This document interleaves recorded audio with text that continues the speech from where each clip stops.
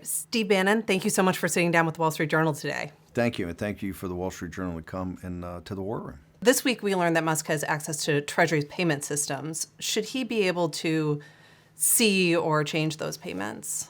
Elon's an engineer. He thinks of things in an engineering framework. So the work Elon's doing is very important. He's already identified something we've tried to get rid of for years, the House Freedom Caucus tried to get rid of for years, and the USAID. Statutorily, hasn't been removed. It's going to be rolled up under, it looks like Marco Rubio, but it looks like you're going to have the backing of President Trump to actually zero out USAID, which has been something that people are focused on forever. So in that regard, he's doing good work. I don't think you can do it regulatorily, have an outside consulting firm actually take over the control of the payments from the government. But Scott Bessent and I think the lawyers over at Treasury have been pretty adamant. It's a read-only access now, and if any other access is granted, it may be something to do with the coding or some way to do that's easier for them to manage, but not to actually control the payments, which I think is a Treasury function. Well, let's talk about USAID for a minute, because there's been a lot of outcry from legal experts saying they can't roll it up into state, they can't do what they're doing. I mean, why not go through Congress on that to get rid of the legal issues?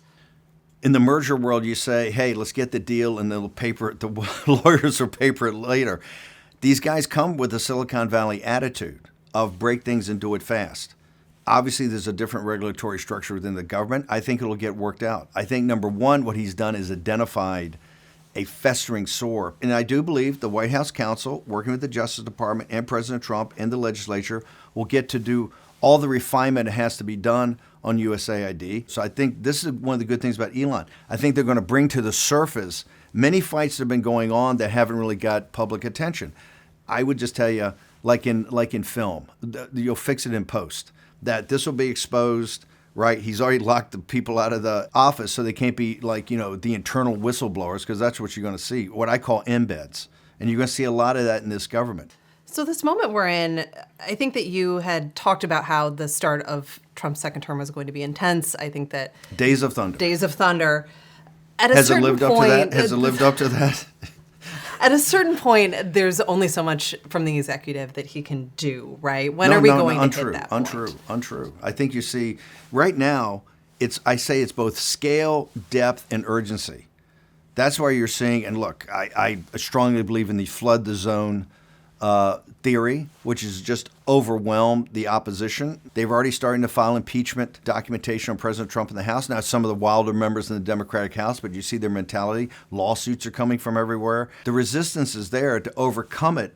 And I think President Trump has done an amazing thing, is you pick all the different verticals you're going to, and you just drop the hammer. It's executive orders, executive action, all of this. One big idea that's playing out, and will be quite contentious, and eventually part of it will have to be resolved at the Supreme Court. This unitary theory of the executive, and it's a little different than Cheney's version early on. This is where President Trump's the chief executive officer of the government by the Constitution, obviously the commander-in-chief of the uniformed military, and the chief magistrate, right, and chief law enforcement officer of the government. On the executive, this is where it gets to impoundment. And let's take the Green New Deal. I think President Trump signing these executive orders and taking executive actions over the last week would read the next day on the pages of the Wall Street Journal and the Financial Times of London, well, he's done this and getting rid of the Green New Deal, but the money's already been allocated, it's already being spent. And this is why I think he asked OMB, and what Elon asked OMB, exactly where does the money stand? This theory of impoundment, he takes very seriously. And this is the theory that the appropriations, which is statutory, because it comes in that bill, is a ceiling. And his executive and chief executive officer has a wide range to actually make a determination if it's not fulfilling the program, or if the program is off kilter, that he has the ability in the impoundment to impound the money and go take it. You saw this, I think, in the Green New Deal, and you're going to see it in others. That's going to be highly contested. We're at this moment where President Trump's nominees are all getting approved out of committee. Looks like we will have several cabinet leaders soon. You spent a lot of time focused on RFK Jr. and getting him out of committee in recent days. Why was it important to you to get him into that seat? Number one, I think he'd be the best guy for HHS, but more importantly, politically.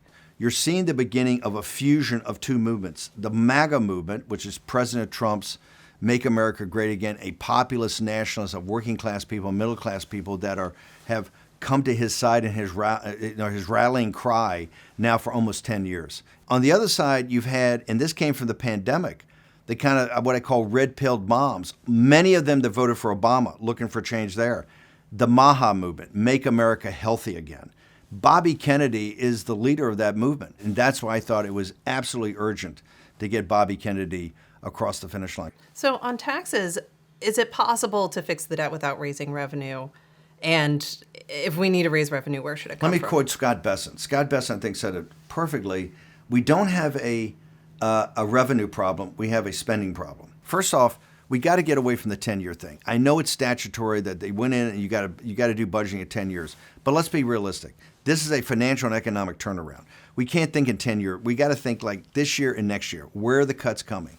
There's no political will to make any cuts. This is why I was Elon's biggest supporter. I said, if Elon Musk can come in here with the mentality of Silicon Valley, and they can actually, at the time he promised $2 trillion to cut, but even $1 trillion, you get $1 trillion of cuts off the 6.5 in real time, right? Not just from waste, fraud, and abuse. Let's be honest. It's some of that's there, but not all. But programmatically, if you can do this programmatically with programs and billets, I'm your biggest supporter, because the only way we're going to get ourselves out of here to get from Scott Besson's 6.5% of GDP from the budget deficit down to 3% is you're going to have to make some pretty strong spending cuts. So what's your prescription for that? Where do the spending cuts come from? I think number one, look, I'm a hawk. I spent 8 years, 7.5, 8 years as a naval officer, 3.5, 4 years at sea on a destroyer. My daughter went to West Point, deployed with the 101st to Iraq. So we got skin in the game. We're hawks. My strongest recommendation to Elon as an act of good faith is to start with the defense budget. We have to. You're not going to have cuts anywhere else unless you start with defense.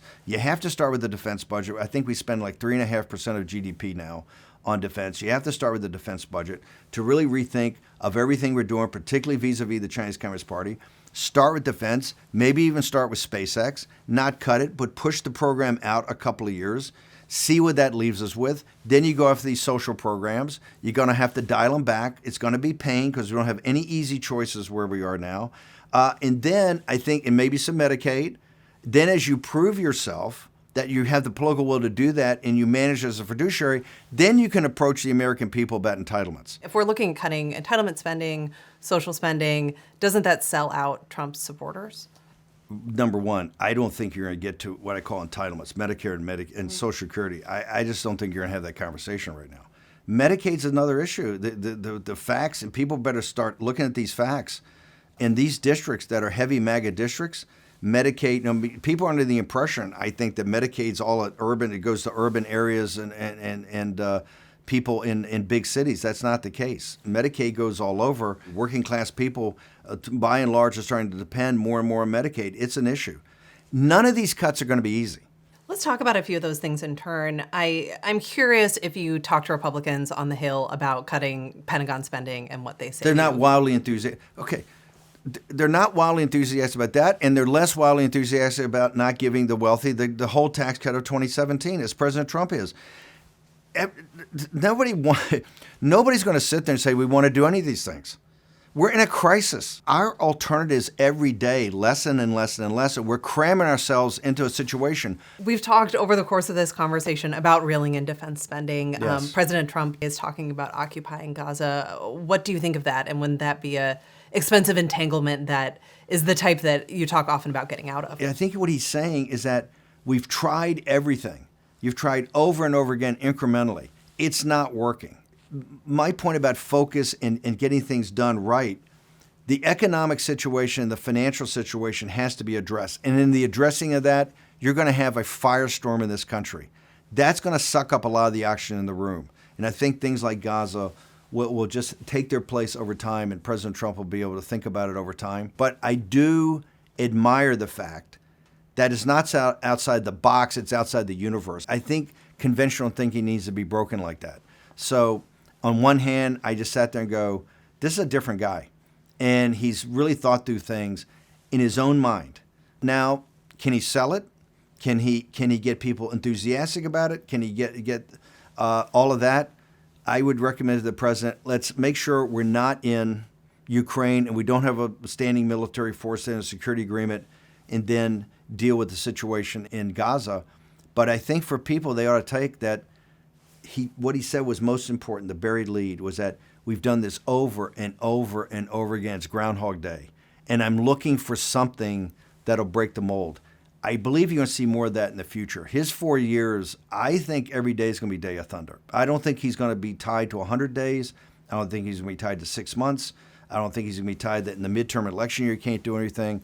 I think you see it, this guy, he understands how close he came to political oblivion. And I think he also understands that this will be remembered as the age of Trump. And he'll be at the level of General Washington and Lincoln and then Trump of turning around the saving the country. I think he's stepping into the moment. And I would just tell people, I think you're going to get a couple more 3 Gazas that you're not expecting of what he's going to put on the table. My point is power right now is focus. If we focus, we can get done what needs to be done to turn the country around. And then, as President Trump said, he's going to lead us to a new golden age.